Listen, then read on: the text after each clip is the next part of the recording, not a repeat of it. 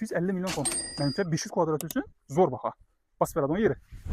G'oybu ferma ko'chadamiz. Sroshniya yer o'rni sotiladi. Qarang. Eldinan shuni 15 metr, ichana qarab 33 metr bo'ladi. Shunda 500 kvadrat beradi xullas. Shon tarafdan kelsangiz, to'g'ri kollej tarafdan girib kelasiz ekan. Shunday asfaltdan girib kelasiz, sho'raymiz ozgina bir to'proq bo'lib turibdi. Eldimizda shunday dekash bor. Elda keng tushadi. Shunday hovli joylardan bo'lib tushadi. Qarang, ichon tarafi hozir 30 sifatida foydalanib turibdilar. Ko'rib turganingizdek, tip istati taxlab qo'ydilar. Shu divoldan 15 metr o'lchaysiz, bu yana qarab. O'zi 18 metr shu divoldan. Bu divoldan 18 metr, bu tarafda po'jani qot qoldirajaklar. 15 metr o'lchaysiz, bundan yana 33 metr.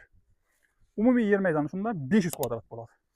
Pulini aytadigan bo'lsam, plan 350 milyon so'm pul. 350 milyon so'm. Menimcha 500 kvadrat uchun zo'r baho. Bosib beradi uni yeri. Agar bu yerimiz sizga qiziq bo'ladigan bo'lsa, shu ekrandagi telefon nomerlariga telefon qiling, bizga aloqaga chiqing. Aytib o'tganimning manzil G'oybu ferma ko'chada. Asfaltdan to'g'ri kelasiz, u ko'chalardan asfalt bo'lib ketdi. Ham yeri asfalt. Keyingi videolarda ko'rishganda, ko'rishguncha sog' bo'ling, salomat bo'ling.